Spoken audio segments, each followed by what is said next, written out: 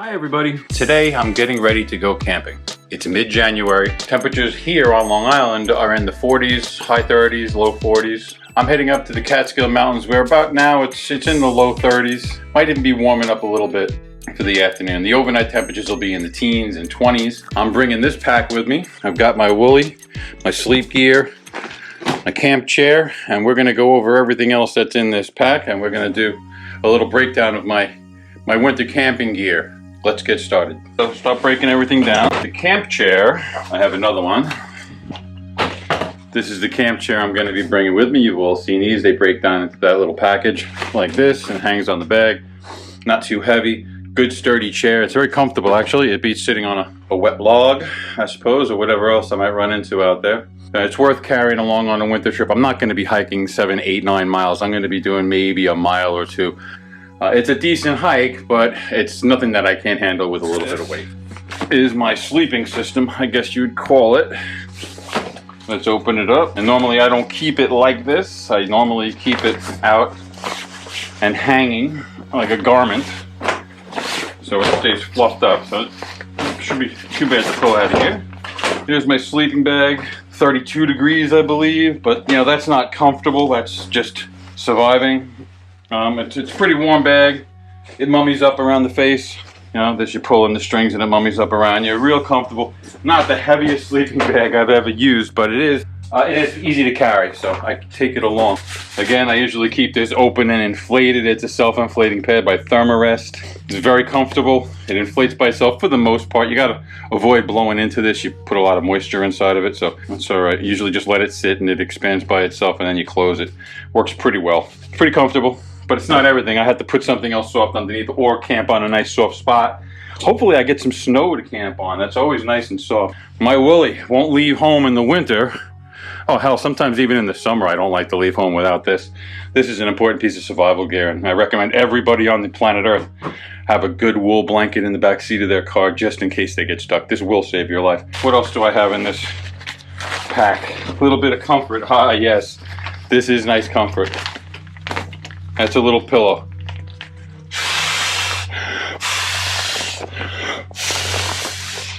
3 blows and you got it filled up nice and easy. Weighs nothing. Squeezes into the bottom of the bag. This doesn't take up any space whatsoever. But that's everything that's hanging on my bag except for my Sven saw. This opens up and turns into one of these, you know, a full-size saw for cutting, you know, a firewood. This can cut through a decent-sized log in no time whatsoever. Very sharp saw, well built. You'll see me put it together when I get up camping. Very nice. I won't be dragging this along too hard to carry. I'll be cutting myself. All right, so that's everything that's hanging extra on the bag. Now, of course, no pack will be complete without a good first aid kit with all the usuals: painkillers, bandages, burn treatments, emergency stuff like an emergency blanket and an extra gauze and, you know, that kind of thing. Tourniquet, I think that is. So that's always here, easy to grab. You don't have to jump into the bag looking for things. A little bit of sanitizing solution. Warm hands, you know, the hot spots. You put these in your boots or your gloves, keep your hands warm in a pinch. Never go into the mountains in the winter without those. A pen. I like to have a pen with me. It comes in handy every time. There's my little emergency kit. Cool, right? Everything Star Wars this year. And acids in case I make some spicy chili. Alright, that's my first aid kit. Alright, let's start with the front pockets on the bag. Starting with the front pocket. Paracord, whole bunch, different sizes. Some of them already have some knots in them. Enough said, you don't leave home without those. Wipes. Great piece of emergency gear. All right, it's always in the bottom of this bag is a plastic garbage bag. They will indeed come in handy. Right, that's everything in the front pocket. Light my fire. There's something I don't go anywhere without. I probably mentioned this to you. Any hike, even if it's a local Long Island hike, I'll still carry this with me. My headlight, don't leave home without it. Let's go back a century to a candle. You know, never discount the old-fashioned stuff. A little candle is, even if it's not an emergency, it's a nice little touch of civility in a campsite, inside your tent or not, or outside when you're sitting on a cool night. it's nice to have a little bit of extra light, so I bring that along. It costs practically nothing. Let's see, what else do I have in here? Emergency matches. I was recommended these by a friend, so I figured I'd throw them in there. A big fat match head that burns for a fairly good amount of time, 25 times an actual match. It's pretty good, maybe like a 10-second count. If you can't get a fire started with those, you're doomed. This is some tinder that I bring from the house. Actually, maybe I'll replenish this before I go. Not that I don't have plenty of this, you know, dryer lint. I grab a fistful of that before I leave. And these are makeup removing cotton pads that I steal from my daughter and my wife. And I impregnate them with Vaseline, you know, petroleum jelly. And boy, oh boy, one little spark on those puppies and they go right up. Okay, that's my 2 front bags are unloaded. Also in this bag I will put my GoPro stuff. Sometimes if I'm not taking the whole kit, which I'm sure I won't be, but I'll have extra batteries in here as well. I'm using the GoPro stuff right now, so you get the idea. All right, something else not to leave home without. I'm bringing some water with me. There is a spring on the way up to the Catskills where I'm heading, so I'll be grabbing some water in my Nalgene to bring in at the same time, but I'll bring this along. I believe there's a stream I'll be crossing, and if the river's running, I can grab some extra water, filter it, and boil it. My knife, my emergency knife, I should say. This is the one I can always keep in the bag. I light my fire, bright orange in case I drop it in the snow or on dark leaves in the summertime. It has a ferro rod built in. Nice, works really well, sharp as a dickens too. I mean, it'll get you if you're not careful. And you put the ferro rod, goes back in here. So you always have it. It's a good emergency tool to have with you. So we'll pull that out for now. Let's have a look. What else do we have? Alcohol. This is for my alcohol stove, my spirit stove. That's deeper in the pack. We're gonna run into that. This is the fuel bottle that it comes with. This is an extra bottle of fuel that it is just pure methyl alcohol. You can't start a fire. I can boil water anyway. A washcloth. A lot of people forget this one. This is a great thing to have right at the top of the pack so I can find it real easily. My folding saw. May or may not need this one on this trip, but it doesn't take up much space, doesn't take up much weight, so it's always good to have. Geez, I'm getting a little bit of rust on there. I got to be more careful with my things. Okay, that's folding saw. Next, a pair of impact gloves. This is one I learned the hard way on my trip up to the Saranac last year. I went to cut up some firewood, and there was, you know, the usual, a branch was bent and I didn't see it. I cut the other end of it and whack, got me right on the old thumb. You know, it's actually still a little sore when I tap it like that. Got it square on like that. Really hurt like hell. This would have made it a lot better for me. These have a little bit of impact resistance on them.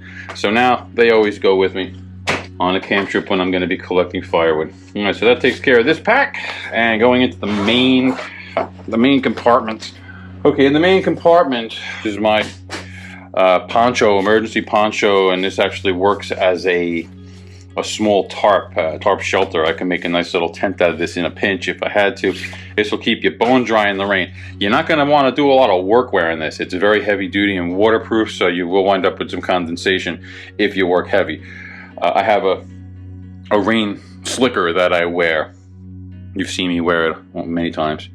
That's what I wear for regular use. That one breathes a lot better. But in a pinch, if it starts pouring and I'm just hunkered down, trying to stay dry. Another invaluable piece, especially in the wintertime, but I also take it in fall and spring. This is my little emergency puffy jacket. Holds down into absolutely nothing, weighs nothing. It's ugly, I'll admit it. It's a bit ugly, especially when it's all wrinkled up like this. It does stretch out and breathe. The sooner you take it out, the better. I might just leave this out, put it in the back of my truck, because I'll probably walk in with this. And this goes underneath my rain slicker and over a mid layer, like I'll probably wear my merino wool sweater over, of course, a base layer. And that will definitely keep you warm at night, even if the wool blanket and the sleeping bag doesn't keep you warm. You put that on and you're not going to be cold in your bag. Cooking equipment. This is knives and forks, a little titanium spork, my spirit stove. This is a great thing. Trengia. My British friends turned me on to this. This comes off. This is like a heat control. There it is. See how it opens up like that, and you can simmer. You can knock down the flame a little bit. This is also what you should use to extinguish the fire. versus using the actual screw-on cap with the rubber gasket. You'll melt the rubber gasket. So you basically use your bottle of alcohol is right here. There's a safety bottle by Trangia. This is full of alcohol. You undo this and it goes right in. Isn't that sweet? You fill it right up to the top. It'll soak down a little bit, fill it up a little more. Then you flick a little spark in there with my fire knife, and boom, you got a nice little flame. It turns into little jets out these little holes on the edge, and it makes a real efficient little flame. It works in sync with the alcohol stove holder, which is also a stick stove. Okay, let me put this away before I spill alcohol all over everything. That's sealed. You can even leave alcohol in there. They don't recommend it. The drip in there isn't going to be a problem. I can do its own little carry-all. Keeps it sitting upright. Oops, look what I forgot. Very important part. Okay, so that takes care of that. And this is the stove that it fits into. I'm not going to put it together. You've probably seen me do this, and you will on the trip. So that works together with the little cozy that you put your food into to keep it warm while it rehydrates. Unless you have a fire, then you can simmer it over the fire. Whatever works for you. Never know what you're going to need. So this kind of always comes along as a nice little package that is supplemented by, of course, this is my mess kit with my pots and pans. Up here in the top, I have my grill. Always bring a little bit of heavy-duty aluminum foil. That just stays in the pack all the time. That's an invaluable thing also. Again, save your butt in a pinch. You've seen these before. The little grill. Cooked my steak on a couple of times. This is actually a neat little smaller one. It's good for keeping my tea warm on top of the fire. It works for many different things. Very handy. Very, very handy tool. Pots and pans. You can spend a lot of money on titanium. I shopped around for a while. I waited. I bided my time, and I found something went on clearance. Apparently, people didn't like the overall design of these handles. I could care less. They work pretty good for me. The set comes with what you see right here. It's a small pot that I use to boil water over a wood stove, a wood fire, right? Because I'm not worried about it contaminating the next pot. The larger pot I wouldn't want to put over a wood fire, so I use this to rehydrate my food in or to cook over my spirit stove, because you don't want to get this dirty and put it in here. And you got two dirty pots. So that's for wood, that's for alcohol. And this, you might not think it's a handy tool, but to be absolutely honest with you, this is a great little piece. It can be used as a frying pan. Use lots of butter. I mean, this thing is thin titanium. It gets hot spots, so you got to keep things moving and keep it on super low flame, but it works really good. As far as in the rehydrating process, I use this as the vessel to rehydrate the meal, and shepherd's pie really does come out good in this. Maybe I'll even bring that with us. We'll see. I haven't talked about food yet. All right, so that's the titanium set. I bought this on, of course, on eBay. The whole set was maybe $29. Now, I've seen individual titanium pots go for 3 or 4 times that much, and I'm sure they're thicker. I'm sure they have nicer handles. I'm sure they've got sleeker designs, smaller, lighter, but this thing weighs nothing, really. Now, this works as a lid. I know it's like that. All very much nests together. You can double boil with it like that, cook eggs like that, works really, really nicely. What I did have to buy separately because I wanted to have an extra lid was this guy, and it's really nice actually. It goes on in reverse that way on this one, and it goes on this way for that one. Yep, like that one. Very handy to have an extra lid around the camp, right? On top of that, this was given to me as a gift. I think it was a birthday gift. I may have ordered it for them to give me, but it wasn't that expensive, maybe $20. My teacup, it's double wall insulated, so it does keep the tea hotter much longer, which is a big issue when you're up there in cold weather. I have some tea bags and some bags of sugar. Nests very nicely inside the whole kit. This is probably what people complained about with these handles. The silicone tends to get a little bit damaged over the fire, and I wasn't surprised when it did. See how it's shrinking back. Big deal. Even if I take the silicone off altogether, you can't really touch these when they're really hot either way. So, great piece of kit. Okay, moving on. Done with cooking. I have 2 tarps with me. It's going to be my shelter. These are 3x3 meter square Unigear. I've got 2 of them, the same ones. I bought one. I bought this one. I've been using it for a year or so. I just bought another one. It's good to have. I want to do a double Adirondack shelter maybe. We'll see what happens. You know, this will be the side that'll close it up at night before we go to sleep, I think. And you know, you've seen these before. It's a 10x10 foot, 3x3 meter. Okay, not too expensive. Try to keep things on the cheap side. Let's see, emergency clothes. We're getting to the bottom of the pack. Let's see, I haven't had this open in a while. This I always keep in the pack, no matter what season it is. Again, another washcloth comes in handy. Heavy camp socks, invaluable. Lighter hiking socks. All right, pair of thermals. The bottoms. Basically, you have to think about yourself. Pretend that you fell into the stream on the way to camp. Bring everything. And here's a pair of lightweight pants that pack up really, really, really small, and you squeeze them up into a little ball and they fit. That's everything that I bring in my pack. Oh, I may think of a few more things before I take off. I'm just gonna repack everything here. I'm gonna go pack up my truck. I've got a few errands to run before I get on the road. And I'll see you when I get up to camp, and I guess next time I see you I'll have this pack on my back, and I'm hoping there's still some snow up in the Catskills. There should be. It's been pretty darn cold.